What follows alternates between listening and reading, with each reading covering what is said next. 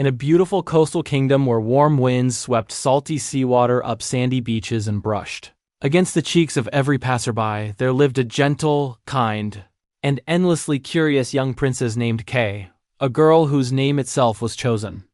to honor the sea that defined her spirit, a sea her mother adored yet feared, and a sea her father respected with a steady heart. From the moment Kaa first opened her eyes, everyone sensed she was different from the other royal children of Brazina. For while others gravitated toward jewels, courtly dances, or noble lessons, she was drawn irresistibly toward the shimmering tide, the rhythmic crash of waves, and the mysterious blue world unraveling beneath their surface. And as she grew older, this connection only deepened, shaping every choice she made and every dream she allowed herself to imagine. For when she was 3, her parents found her toddling, giggling into the shallows, feeling the waves curl around her ankles as if greeting an old friend, and when she was 5, she had already learned to dive for seashells, slipping beneath the water with the grace of a creature born for the currents, her hair streaming behind her like a dark ribbon and the fish swirling around her as though welcoming a princess of their own. By 8, she begged for her first official scuba lesson, something unheard of for royalty, but her father, a king who believed deeply in letting his daughter become exactly who she was intended to be, agreed, while her mother hovered anxiously by the shore, hoping her baby would soon grow out of this obsession with the ocean's dangerous depths. Though of course Kaa never did, instead becoming one of the most skilled divers in the region, mastering equipment, currents, underwater navigation, and even studying the local marine life until she could identify species at a glance, predict their movements, and sense when something beneath the surface was wrong. Still, her mother fretted constantly whenever Kaa disappeared beneath the waves, and every time the princess slipped beyond view, the queen positioned herself at the palace window, wringing the lace on her sleeves as she watched for the moment her daughter would resurface and wave reassuringly, while her father's confidence never wavered as he insisted Kaa's training, instincts, and heart were uniquely suited to the water, and that destiny whose currents no one could stop would carry her exactly where she was meant to go, even if that place was farther and deeper than any royal had dared explore before.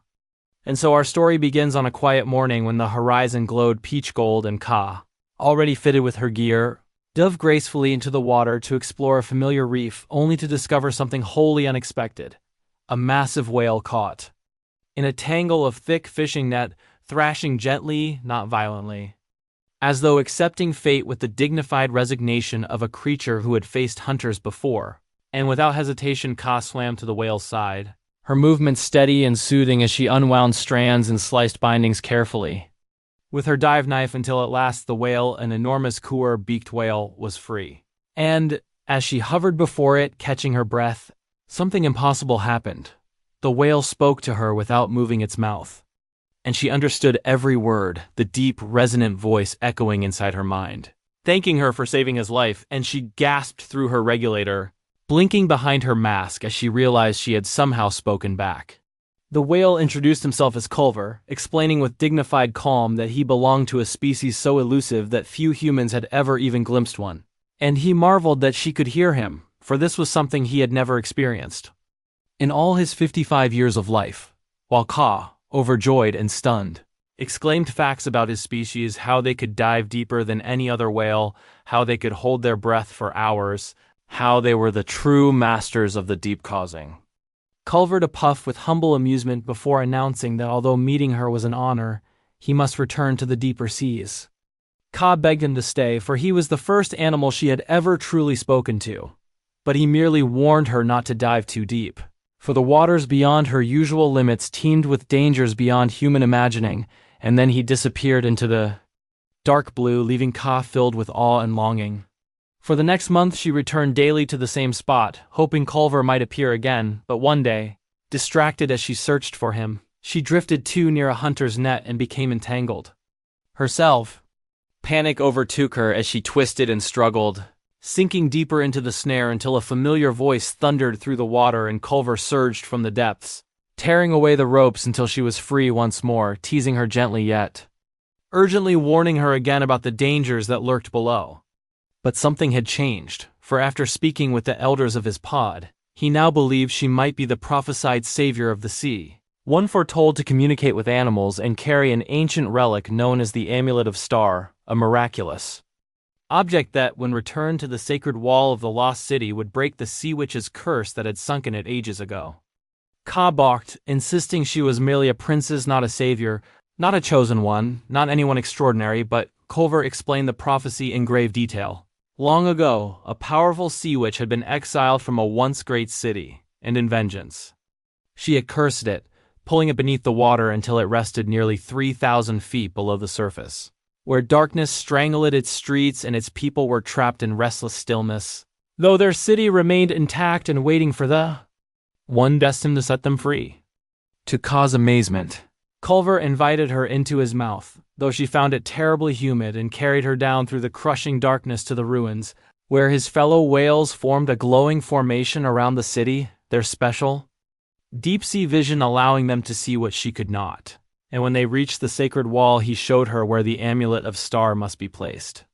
Kaa insisted she did not possess such a relic, but when she returned home, gasping for oxygen and sprinting into the palace dripping with seawater, she remembered a necklace her grandmother had given her at age 2, one with a shimmering star-shaped pendant her mother had tucked away long ago.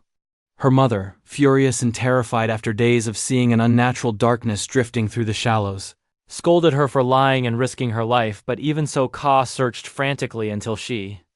discovered a secret compartment in her grandmother's jewelry box, and inside was the amulet she sought. With it clutched to her chest, she ran back to Culver, who proudly declared she was indeed their savior, and together they plunged once more into the depths. There, Kaa placed the amulet into the ancient wall, releasing a brilliant pulse of light, and instantly the sea witch appeared in a fury, shrieking that someone dared undo her curse. The battle that followed was not fought with weapons but with willpower, courage, and Kaa's unwavering connection to the ocean, and through this inner strength she shattered the darkness, freeing the lost city as it rose from the seafloor in an explosion of light and finally broke through the surface of the ocean, revealing its towers, domes, and golden bridges in breathtaking glory. The witch, defeated, demanded to know the name of the one who brought ruin to her curse, and Kaa declared proudly that she was Princess Kaa of Brazina, ruler of the sea and land, commander of ocean creatures, and protector of waters, before the witch dissolved into vanishing shadows. Culver urged her to visit her parents, for although only weeks had passed for her, months had slipped by above the waves, and the king and queen had been frantic with worry. Indeed, when Kaa surfaced near her kingdom, she found chaos on the shore. As citizens stared in terror at the massive city that had erupted from the sea, and her mother and father ran to her, trembling with relief and demanding to know where she had been and how such a miracle had occurred. With a joyous laugh, Kaa presented Culver, introducing him as her friend and the one who had taught her everything about the prophecy. And the whales rose as if bowing to her as she described the curse, her journey, and the destiny she had embraced. Her parents, overwhelmed with pride and awe, realized she was indeed meant for more than they had ever imagined. And in the years that followed, Princess Kaa ruled both the land kingdom of Brazina and the restored ocean kingdom, bringing harmony between humans and sea creatures for the first time in centuries. With Culver always at her side, their friendship the glimmering heart of an era defined by peace, hope, and the endless, ever-calling magic of the sea.